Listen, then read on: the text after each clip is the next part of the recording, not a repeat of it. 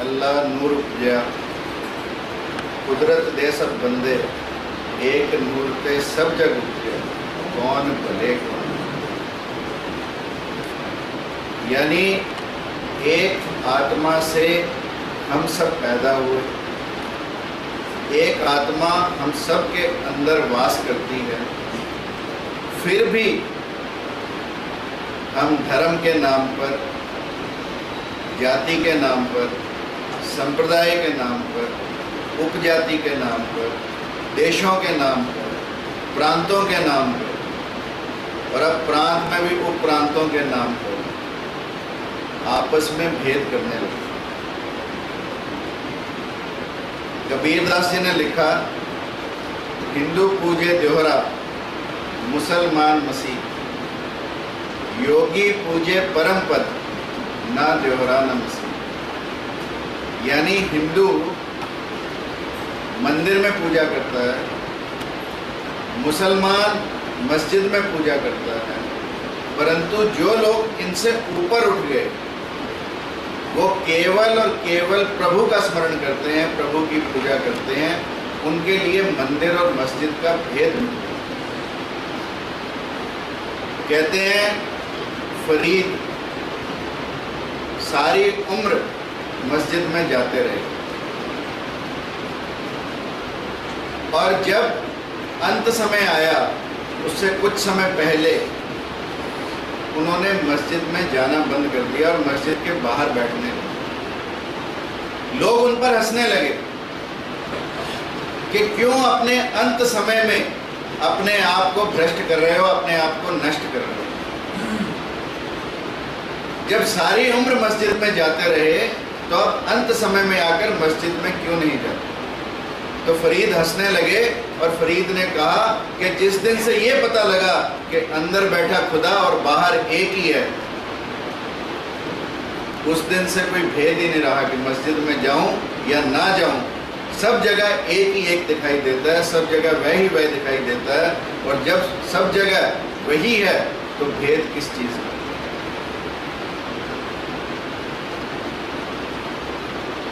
यानी कहते हैं हिंदू पूजे राम, मुसलमान रहमाना, आपस में दो लड़त मरत हैं, मर्म कोई ना जाने। यानी आपस में लड़ते हैं वो लोग लड़ते हैं जिन्हें धर्म की असली जानकारी नहीं है, जिन्हें धर्म की वास्तविकता का मालूम नहीं।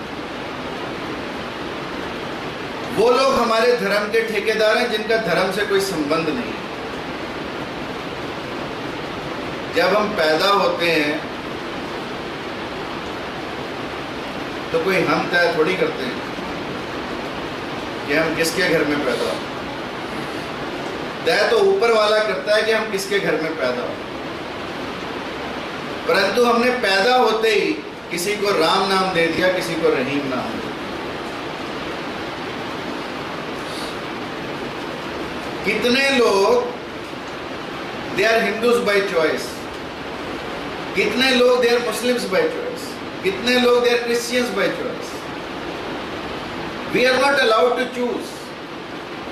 और जिस दिन हम ये चॉइस, जिस दिन हमने बंद कर दी, बिलीव मी, उस दिन हमने धर्म के दरवाजे बंद कर दिए। ओशो सेज कि हमने भगवान की, परमात्मा की खोज उस दिन समाप्त कर दी जिस दिन हमने पैदा होते ही बच्चे को ये कह दिया कि तू हिंदू है, तू मुसलमान है, तू Christian.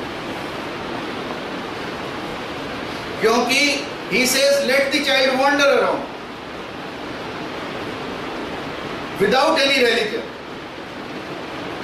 and if you will roam around without a religion, only then you will be able to find out what is truth. सत्य की खोज हमने उस दिन समाप्त कर दी जिस दिन बच्चे के पैदा होते ही हमने उसका नामकरण कर दिया। और जितने भी बड़े फिलोसफर्स हुए सबने धर्म, संप्रदाय और जाति पर प्रहार किया, किसी ने नहीं कहा। आप मुझे ये बताओ कि क्या मोहम्मद साहब ने कभी कहा था कि मुसलमान कौन है, या मोहम्मद साहब मुसलमान थे क्या? क्या महावीर जैन थे क्या? क्या गुरु नानक सिख थे क्या? हम लोगों ने उन्हें महावीर जैन बनाया, हमने उन्हें सिख गुरु नानक बनाया। यानी जो लोग मानवता के लिए पैदा हुए, जिन्होंने इस मानवता को एकात्मता का संदेश दिया, उन्हीं लोगों को हमने एक संकुचित दायरे में बांध दिया, उन्हीं लोगों को हमने एक छोटे दायरे में बांध दिया। क्यों महावीर जयंती केवल जैन मनाए, पूरा विश्व क्यों ना मनाए? क्योंकि सत्य, अहिंसा, अपरिग्रह, एकात्मता, अनेकात्मता, सब तो महावीर के संदेश पूरे विश्व के लिए। क्यों एक पर्टिकुलर कास्ट के लोग, ब्राह्मण जाति के लोग परशुराम जयंती मनाए?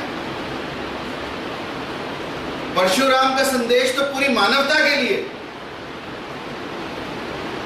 इस मानवता से बुराई को समाप्त करना हम सब का उद्देश्य। तो परशुराम ने क्या गलत किया? केवल और केवल इस दुनिया से बुराई को समाप्त करने में मानवता की मदद की। क्यों वाल्मीकि को एक ही संप्रदाय के लोग वाल्मीकि जयंती मनाते? वाल्मीकि का संदेश सबके लिए। क्यों रविदास को एक पर्टिकुलर संप्रदाय के लोग बांधे? रविदास का संदेश पूरी मानवता के लिए। क्यों बाबा साहब अंबेडकर को एक ही जाति के लोग उनके जन्मदिन को मनाए? बाबा साहब अंबेडकर का जो संदेश है वो न केवल भारत के लिए, पूरे विश्व के लिए आज भी प्रासंगिक है। हम लड़ते इसलिए हैं क्योंकि हमने किसी के संदेश को ढंग से समझा ही नहीं। और जो लोग उनका झंडा उठाकर घूमते हैं, किसी भी ऐसे बड़े महामानव ऋषि या किसी भी संत का, वो लोग उस संत का सबसे ज्यादा विरोध करते हैं।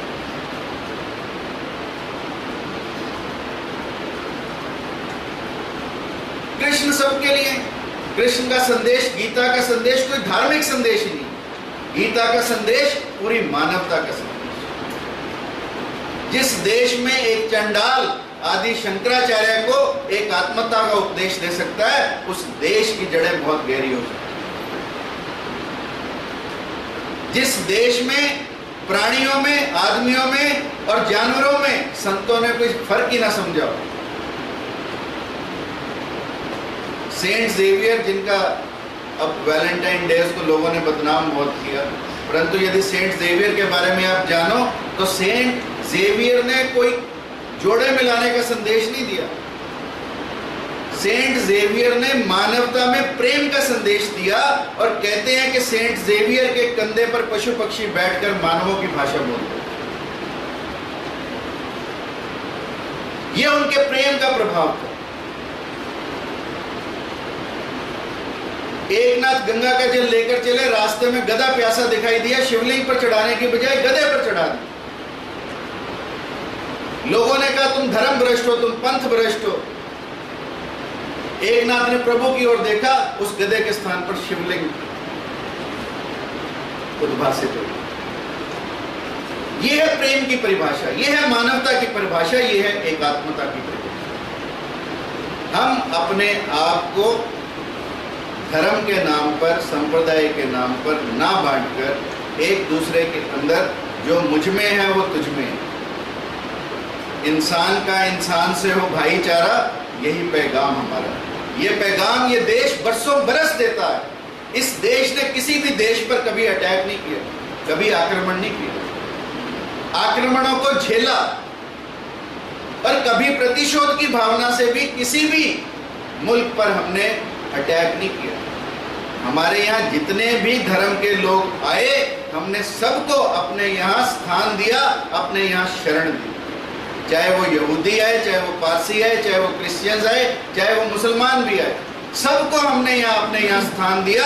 क्योंकि भारत का एक ही संदेश है, वो है एकात्मता का संदेश, वो है मानवता का संदेश, वो है आत्मा का संदेश कि प्रत्येक व्यक्ति के अंदर प्रेम, प्रत्येक प्राणी मात्र के अंदर वही आत्मा निवास करती है जो आत्मा दूसरे के अंदर निवास करती है। चाहे वो गुरु नानक हो, चाहे वो कबीर हो, चाहे वो गोरख हो, चाहे वो तुकाराम हो, चाहे वो एकनाथ हो, चाहे वो ज्ञानेश्वर हो, चाहे वो आदि शंकराचार्य हो, चाहे मीराबाई हो, चाहे चैतन्य महाप्रभु, सब ने एक ही संदेश दिया। वो संदेश है आपस में भाईचारे का, आपस में प्रेम का, आपस में एक दूसरे के काम आने का, सहयोग का, सेवा का। और बड़े भाग मानुष तन पावा, सुर दुर्लभ सब ग्रंथ ही गाओ। सभी ग्रंथ ये कहते हैं कि बड़े मुश्किल से ये मानव तन मिलता है, और जब मिलता है तो उसको हम दूसरों की चुगली में, दूसरों से ईर्ष्या में, दूसरों से राग में रखने में ना गवाएं। हम अपने इस समय का सदुपयोग करें, इस समय को दूसरों की सेवा में लगाएं, दूसरों के लिए सहयोग में निभाएं। और हमारा एज ए टीचर सबसे बड़ा दायित्व क्या है? अपने शिष्यों को, अपने छात्रों को, अपने स्टूडेंट्स को अपने बच्चों की तरह ट्रीट करें। हम ये सोचें कि क्या जिन्हें मैं पढ़ा रहा हूं उनकी जगह मेरा बच्चा भी होता तो मैं उसे इस जगह पर पढ़ाता या नहीं पढ़ाता। ये प्रश्न आप सबके मध्य छोड़कर इस मानव एकता दिवस पर आप सबको बधाई देता हूं। Thank you very much.